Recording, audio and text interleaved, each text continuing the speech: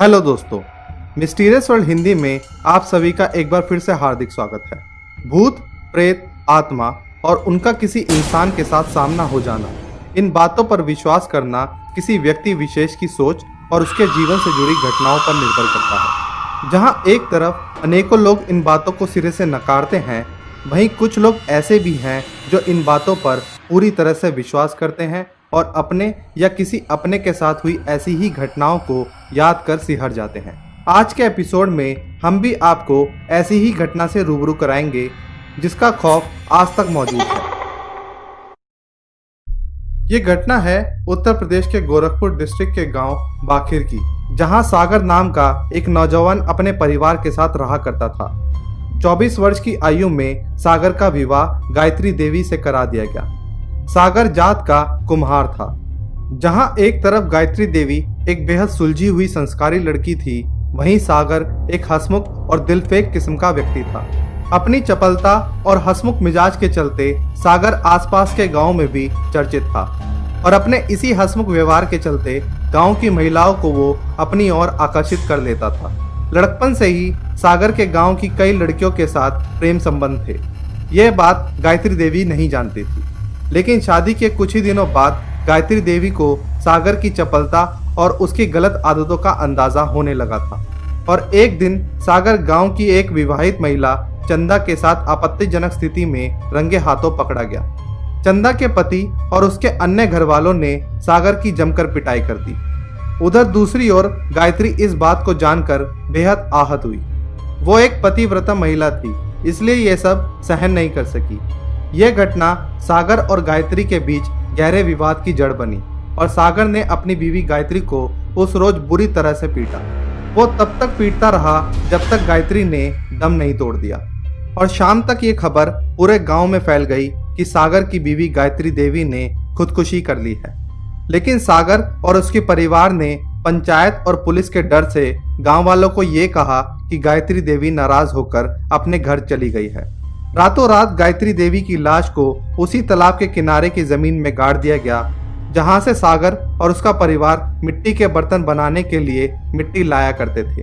किसी को कानो कान खबर नहीं हुई और सागर और चंदा का नाजायज रिश्ता पूरी बेशर्मी के साथ चलता रहा।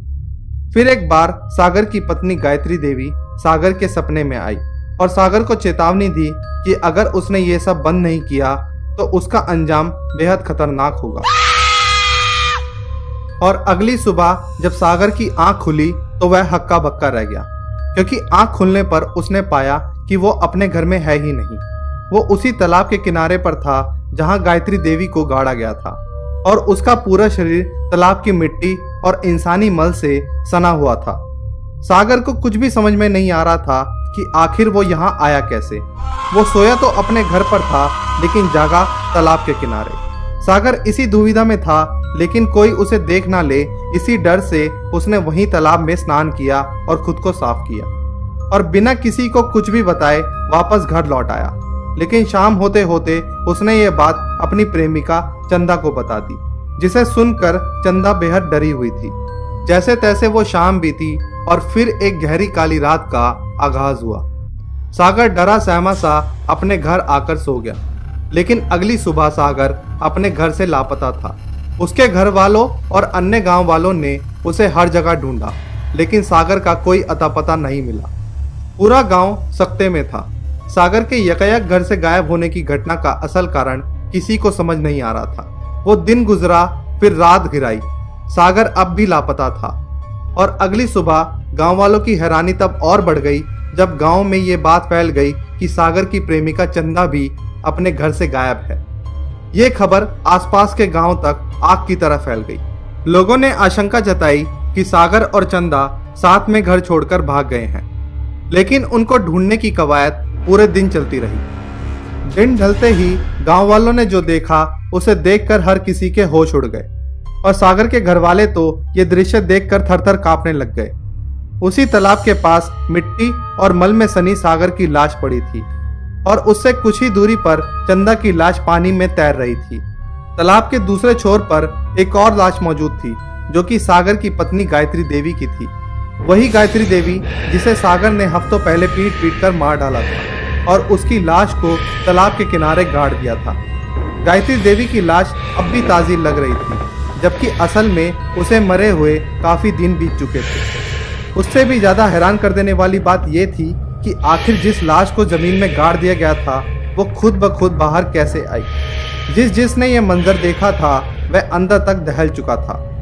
गांव के लोग सकते में थे और किसी को कुछ भी नहीं समझ में आ रहा था। लेकिन इस घटना से सबसे ज्यादा प्रभावित सागर का परिवार था, क्योंकि सिर्फ उनको पता था कि गायत्री की हत्या कब और कैसे हुई थी।